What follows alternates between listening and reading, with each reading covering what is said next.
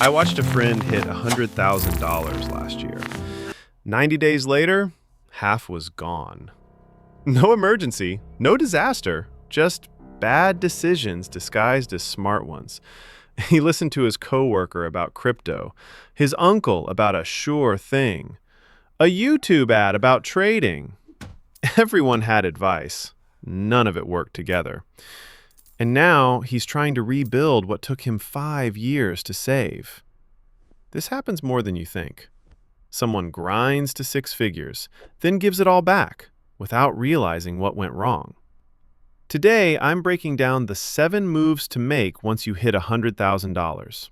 In order. Skip one, the rest collapse. Quick truth before we start. If you saved $100,000, you're not normal. Normal people don't do that. You already beat the game most people lose. But here's the trap. The skills that got you here, discipline, patience, saying no, those aren't the skills that grow it. This is a different game now, and most people don't realize the rules changed. First thing to understand, $100,000 doesn't make you wealthy. I know that's hard to hear. You worked years for this number. But wealthy and stable are two different things. Stable means you can survive. Wealthy means money works for you while you sleep. Right now, you're stable. Congratulations, seriously. But you're at the starting line of building real wealth, not the finish line. The moves you make in the next 90 days, they decide if that $100,000 becomes $1 million or slowly leaks back to nothing. Let's make sure it's the first one. Okay, before we begin, I started this channel, Capital Theory, for men who want to develop basic financial understanding of how to build and protect wealth over time. If that is you, consider subscribing. Move 1, the 30-day freeze. Your first instinct will be to deploy this money immediately. Don't. The biggest mistakes happen in the first month after hitting a milestone. The money feels urgent. Every day it sits there feels like a wasted opportunity. That urgency is a trap. Before you invest anything, answer 3 questions. Do you have any high-interest debt? Do you have an emergency fund separate from this $100,000? What specifically are you trying to accomplish in 5 years? 10 years? If you can't answer all 3 clearly, you're not ready to invest. You're ready to plan. Take 30 days. Map everything. Then move with clarity instead of impulse. Now, that sounds simple. But move 2 is where most people silently destroy their future, and almost nobody talks about it. Move 2, build the moat. Before you grow wealth, you need to protect it. That means an emergency fund, separate, untouchable, not invested in anything volatile. How much? 3 to 6 months of living costs. Single with a stable job? 3 months. Family, mortgage, unpredictable income? 6 minimum. But that money just sits there doing nothing. Wrong. High-yield savings accounts pay 4 to 5% right now. That's real return on money you need liquid anyway. And here's what people miss. Your emergency fund isn't an investment. It's insurance. Insurance against being forced to sell investments at the worst time. Insurance against desperate decisions. Insurance against becoming my friend who lost half his savings because he had no cushion when things got hard. The moat protects the castle. Build it first. Move 3, kill the leaks. If you have credit card debt, car loans at high interest, any debt above 7%, this comes next. I know, you want to invest. You see the market going up and it feels like you're missing out. But math doesn't care about feelings. Paying off a 20% credit card is a guaranteed 20% return. No investment offers that with 0 risk. Every dollar going to interest is a dollar not compounding for your future. It's a leak in your bucket. Plug the leaks, then fill the bucket. 3 moves down. You've got protection. You've killed the leaks. Now we shift from defense to offense. This is where $100,000 starts becoming $1 million. Move 4. Max the tax shields. This is where most people leave serious money on the table.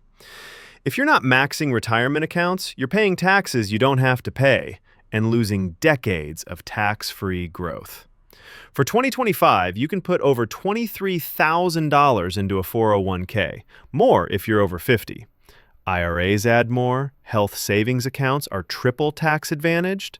These aren't just retirement accounts, they're wealth-building machines that let you legally skip taxes on growth for 30-plus years. Here's what people miss. These limits reset every December 31st. Miss them? They're gone forever. That contribution space never comes back. Every year you don't max out is money you're handing to the government instead of your future self. Quick pause. If someone in your life just hit this milestone, or is close, send them this video. The difference between building wealth and losing it often comes down to knowing these moves at the right time. All right. Move 5 is where things get interesting. Move 5. Boring beats clever. The investment world wants to sell you complexity, secret strategies, hot picks, timing systems. Ignore all of it. Here's the truth nobody wants to admit. The most boring approach consistently beats the exciting ones. Simple index funds, the whole market, low fees, automatic contributions. Not sexy. No stories for parties, but you know what is impressive? Actually having money when everyone else is broke. The math. $100,000 in an index fund averaging 10% annually becomes $270,000 in 10 years, $670,000 in 20 years, over $1.7 million in 30. No trading, no timing, no stress. 90% of professional fund managers can't beat the market consistently, but somehow everyone thinks they'll be the exception. They won't. You won't. I won't. Buy the market. Let time do the work. 5 moves down. But move 6 is where people with real money think differently than everyone else. Move 6. Diversify for real. Real diversification isn't owning 20 funds that all hold the same stocks.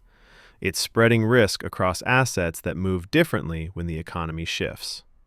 Real estate, bonds, international markets, things that zig when stocks zag. You don't need to become a landlord. REITs let you own real estate through the stock market.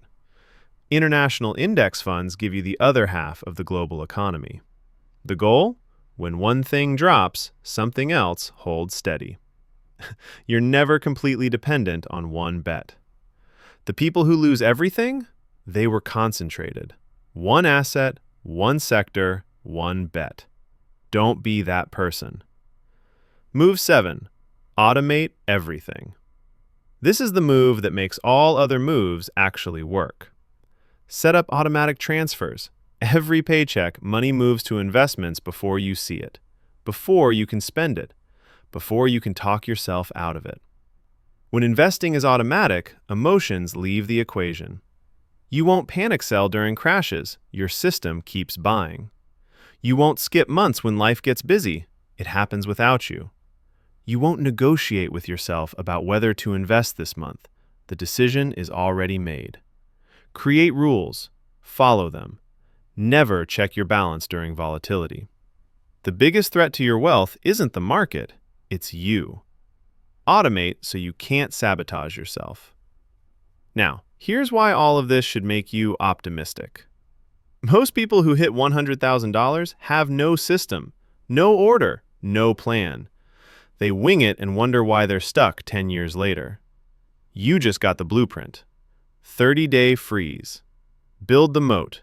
Kill the leaks. Max the tax shields. Boring beats clever. Diversify for real. Automate everything. 7 moves in order. Each one protects the next. Here's the reality.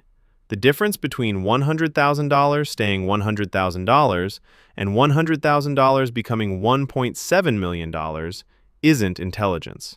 It's not luck. It's not connections. It's making these moves in this order and not getting distracted by people selling you shortcuts. My friend who lost half his savings, he skipped moves 1 through 3. Jump straight to investing without the foundation. Don't be him. You worked too hard to get here. Now, make sure it means something. If this gave you the system you needed, subscribe. I break down the wealth patterns that actually move the needle. No hype, no gimmicks, just what works. See you in the next one.